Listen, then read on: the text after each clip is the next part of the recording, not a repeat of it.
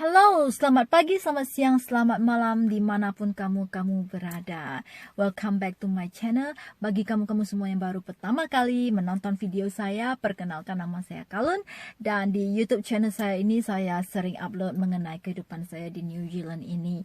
Kehidupan pekerjaan, kehidupan keluarga, jalan-jalan di sekitar New Zealand. Bagi kamu yang belum subscribe, di-subscribe dong biar menambah semangat saya di dalam membuat video yang baru. Dan bagi kamu semua yang sudah subscribe, saya ucapkan banyak terima kasih. Jangan lupa bunyikan tombol notifikasinya ya, bell notifikasinya. Oke? Anyway, hari ini kita akan berbicara mengenai suka duka saya di dalam mendapatkan restricted license saya. Untuk mendapatkan surat izin mengemudi di New Zealand ini, guys, trust me, sangat susah sekali karena begitu banyak rules yang berlaku di sini. Rules 50 km di suburb, 50 km per hour, terus di narrow street, di mana ada kendaraan parkir kamu harus sekitar 35-40 km per hour, di mana daerah-daerah sekolah ada limitnya, terus ada giveaway rules, ada stop rules, ada roundabout rules, macam-macam deh. Maka dari itu, guys, saya gagal 7 kali. Bayangin deh, 7 kali. Akhirnya saya pun bisa mendapatkan surat izin mengemudi saya setelah 8 kali. 8 attempts yesterday. Saya merasa sangat lega, merasa sangat senang sekali. Anyway, saya akan menjelaskan tentang license di New Zealand ya, guys. Jadi ada 3 license. Pertama adalah learner license, restricted license, and full license. Apa itu learner, apa itu restricted, apa itu full license. Learner license itu adalah bagi pemula yang sama sekali belum ada SIM di New Zealand.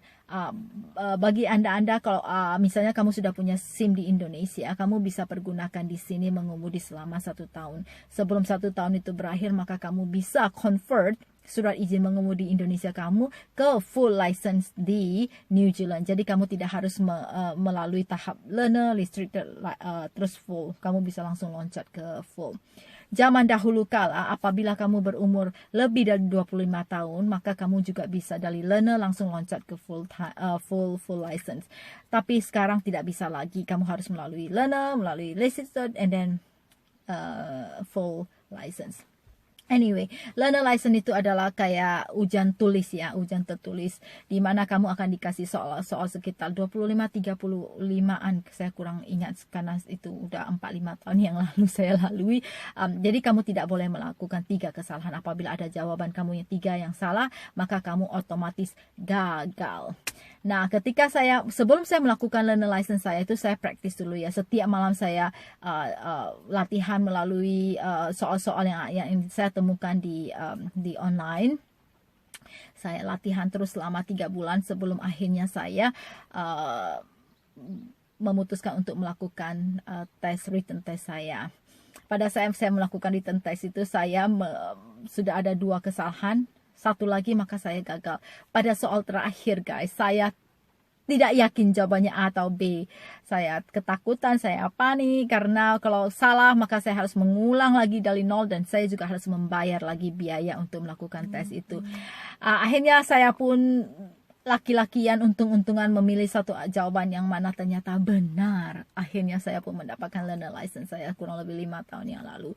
Kemudian karena pada saat itu suami saya ngantar jemput saya kerja, belanja segala macam, jadi saya pun merasa anggap enteng. Jadi saya tidak melakukan practical test ya untuk mendapatkan restricted saya.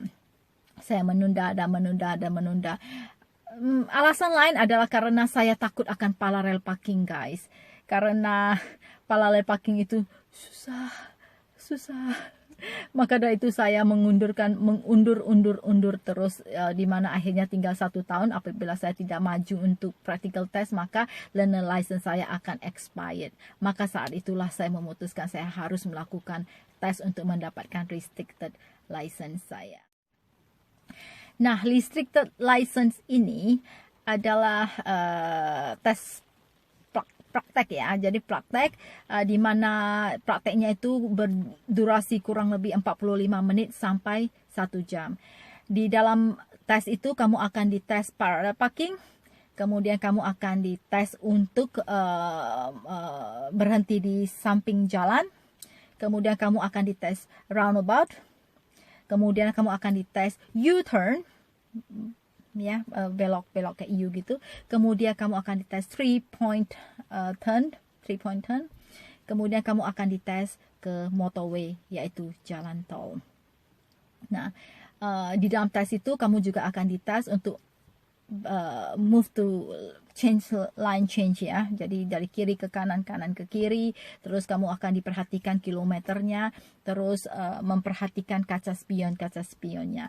Begitu banyak aturan guys. Setiap beberapa detik, like 15 detik atau 20 detik, kamu harus melihat kaca spion. Tengah, kiri, kanan. Tengah, kiri, kanan. Tengah, kiri, kanan. Kemudian sebelum kamu berhenti di lampu merah, sebelum kamu menghentikan mobil kamu, kamu juga harus tengah, kiri, kanan. Tengah, kiri, kanan. Ketika lampu hijau, sebelum kamu menjalankan mobil kamu harus tengah, kiri, kanan. Tengah, kiri, kanan lagi. Apabila kamu tidak melakukan itu, kamu akan gagal. Dan juga untuk belok kiri, belok kanan sebelum kamu membelokkan mobil kamu, harus sign kurang lebih setidaknya 3 detik. Kalau kurang dari 3 detik kamu akan gagal. Ketika di suburb, kilometernya kurang lebih 50 km per jam. Tetapi apabila kamu di jalan kecil yang mana banyak terparkir mobil-mobil, maka kamu harus melakukan kurang dari 50, kurang lebih sekitar 35-40 tergantung situasi kondisi. Dan juga apabila kamu mengemudi di antara 2 mobil yang terparkir, kamu tidak boleh mengemudi di tengah-tengahnya. Kamu harus mengemudi lebih dekat, sedekat mungkin ke mobil yang terparkir di sebelah kiri kamu. Kemudian kalau nak jalan di New Zealand ini banyak naik gunung, turun gunung, naik gunung, turun gunung. Nah, ketika naik gunung otomatis lebih lambat dong mobil kita, jadinya lebih susah mendaki ya. Maka kamu harus lebih banyak accelerate, lebih banyak push supaya jalannya bisa sampai 50 km per hour. Nah, ketika kamu menurun, itu otomatis jadi cepat dong mobil kamu. Kamu juga harus kontrol speed kamu, tidak boleh melewati 50 km per hour. Apabila kamu melakukan 52 km per hour, kamu masuk ke critical mistake. Kalau kamu melakukan lebih dari 55 km per hour, itu adalah immediate mistake, immediate fail. Ya, jadi kami di dalam tes ini kita boleh melakukan paling banyak 2 kesalahan critical fail. Cuman 1 immediate fail. Immediate fail itu kayak ya kamu melakukan 55 km per hour, itu immediate fail.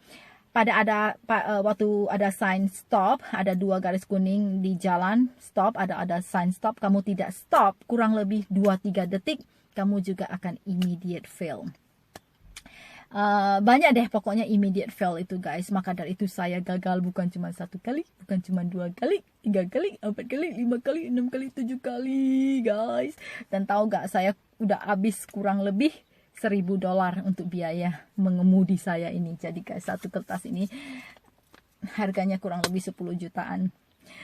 Jadi saya sebelum uji learn license saya kurang lebih habis $90, 900 ribuan. Kemudian saya mendapatkan 3 pelajaran, setiap pelajaran seharga $70, 700 ribu, jadi 3 kali 2.100.000.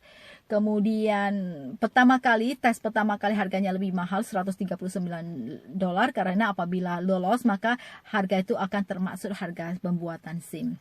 Yang kedua kali, ketiga kali, keempat kali, kelima kali, 6 kali, 7 kali itu seharga $86 atau $860 setiap kali.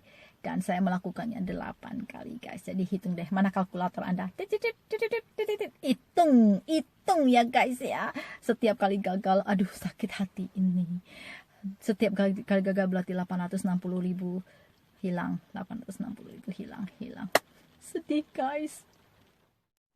Untung bukan duit saya ya guys ya, karena lah suamiku yang membayar. Tapi sama aja guys, duit dia adalah duit saya juga kan. Duit dia adalah duit saya. Jadi walaupun suami saya bayar, tetap sayang juga ya guys ya. Akhirnya saya pun dalam 7 kali gagal itu banyak banget alasannya. Jadi kebanyakannya adalah speeding ya guys. Speeding bukan karena saya suka ngebut, no. Bukan karena saya suka. Cuman itu ya, jalanan di New Zealand itu naik gunung, turun gunung, naik gunung, turun gunung. Jadi kadang waktu pas turun gunung kecepatan, kita cuma dikasih 5 detik. 5 detik. Kurang dari 5 detik. Apabila kamu lebih dari 5 detik, maka kamu akan gagal. Dan kebanyakan saya gagal di sana ya guys ya. Terus ada juga beberapa kali saya ada sign stopnya saya tidak stand. Karena saya merasa bahwa kiri kanan depan belakang semua nggak ada mobil. Jadi saya langsung berhenti bentar, langsung nyelonong gitu loh. Dimana di dalam waktu ada sign stop, saya harus berhenti setidaknya paling enggak 2 detik. Jadi saya tidak tahu, saya pikir yang penting berhenti sebentar, tidak ada mobil datang, semuanya saya tinggal jalan. Nah, di sanalah saya gagal. Terus banyak deh, ada yang pas kita berhenti di lampu merah, ada tanda hijau itu di lantai itu, di jalan itu, yang mana untuk sepeda atau motorcycle berhenti, mobil tidak boleh berhenti di sana. Kalau kita berhenti di sana, otomatis gagal juga. Nah, flash meridian, ketika kita mau belok ke kiri, ke kanan, kita masuk ke flash meridiannya. Sebelum kita masuk ke flash meridian, kita tidak boleh memperlambat mobil kita. Kita tetap mengemudi seperti biasa. Kemudian ketika kita ke turning bay-nya, kita baru stop di sana. Kemudian waktu kita belok, kita tidak boleh, kan ada garisnya ya, kita tidak boleh memotong garis putihnya itu. Kita harus sampai ke ujungnya baru belok. Kalau kita kecepatan belok, kita otomatis gagal. Maka dari itu saya gagal guys, gagal lagi. Tahu nggak guys, ketika kemarin saya melakukan tes saya yang ke-8 kali, pas kembali udah ke kantornya itu, jadi tester saya ngomong, oke, kamu melakukan 2 kesalahan, yaitu kamu kesalahan ini, kesalahan itu, bla bla bla, bla bla bla, bla bla bla, bla bla bla, bla bla bla. Dalam hati saya tuh, aduh, gagal lagi deh. Dalam kepala saya udah mulai mikir, wah, saya mesti daftar lagi untuk ujian berikutnya. Ujian itu mereka tuh fully book terus ya guys ya. Setiap kali kita daftar, kita harus nunggu 4 sampai 6 minggu untuk ujian berikutnya, karena setiap hari mereka fully book. Di dalam kepala saya udah, aduh, $86 habis lagi deh. $86, belum lagi waktunya, belum lagi ini. Bukan soal uang doang ya guys ya, itu self confidence saya. Setiap kali saya gagal, self confidence saya gagal, drop juga guys. Makanya sedih sekali guys. Tapi dasar jahil ya testernya ya. Begitu dia pura-pura seakan-akan saya pasti gagal, begitu saya udah lemas, dia langsung bilang congratulations, you pass. Begitu saya dengar dia bilang congratulations, you pass, saya nangis sejadi-jadinya guys. Nangis sejadi-jadinya. Saya merasa itu semua beban lepas dari pundak saya. Saya merasa, karena selama 7 kali itu saya sudah mulai merasa minder ya guys ya. Sudah merasa apakah saya memang bisa nyetir atau enggak gitu loh. Begitu dia bilang congratulations, saya langsung nangis sejadi-jadinya guys. Akhirnya saya pun berhasil mendapatkan restricted license saya. Nah, menurut teman saya, restricted license ke full time license itu saya harus kurang lebih 18 bulan sebelum saya bisa mendapatkan tes untuk mendapatkan full license. Nah, restricted license saya ini berlaku 10 tahun. Saya belum cek sih, belum benar cek. Saya cuma dengar dari teman saya, nanti saya akan dapat cek. Jadi setelah 18 bulan saya baru boleh mendapatkan ujian untuk mendapatkan full license saya. Nah, apa beda restricted license, apa beda learner license, apa beda full time license? Learner license itu saya tidak boleh menyetir sendiri. Saya harus punya seorang supervisor, seorang yang mendampingi saya, orang itu harus mempunyai full license. Jadi saya tidak boleh menyetir sendiri ya guys. Kalau saya nyetir sendiri tanpa supervisor dan ketangkap, paling tidak $400 dendanya guys, 4 juta. Itu yang paling gampang hukumannya. Kadang saya punya learner license bisa ditarik, dan saya tidak mungkin boleh mengemudi di New Zealand lagi. Nah, restricted license, saya tidak boleh membawa orang lain. Saya coba boleh membawa passenger yang mana merupakan keluarga dependent dari saya, anak saya, suami saya, keluarga sendiri. Tetapi batas jamnya sampai jam 10 malam. Setelah jam 10 malam saya tidak boleh bawa penumpang lagi. Full license, saya boleh melakukan apa saja, saya boleh membawa siapa saja, kapan saja. Maka dari itu full license lebih convenient ya guys ya. Jadi nggak ada restricted lagi. Tapi saya sudah senang sekali saat ini saya punya restricted license, karena untuk mengemudi ke kantor saya kadang saya tak dikder ya. Begitu punya restricted, saya tidak diizinkan untuk mengemudi sendirian. Nah, untuk restricted license saya boleh mengemudi kemanapun sendirian. Jadi saya bisa kemanapun, bisa shopping, bisa jalan-jalan, bisa kemana-mana sendiri. Kemarin kan saya tergantung ya sama suami, yang kalau nggak ada suami saya nggak bisa kemana-mana. Jadi saya senang sekali guys. Nah, saya rasa demikianlah penjelasan saya tentang suka duka saya mendapatkan SIM di New Zealand. Apabila Anda ada pertanyaan, silahkan tanyakan di kolom komentar di bawah ini. Sekali lagi terima kasih bagi kamu-kamu semua yang sudah subscribe ke YouTube channel saya. I really appreciate it. Thank you very much guys. Bagi kamu-kamu semua yang belum subscribe, tolong di subscribe dong. Okay, anyway, I think that's it for now. Thank you very much for watching, and I'll see you guys in my next video. See you later.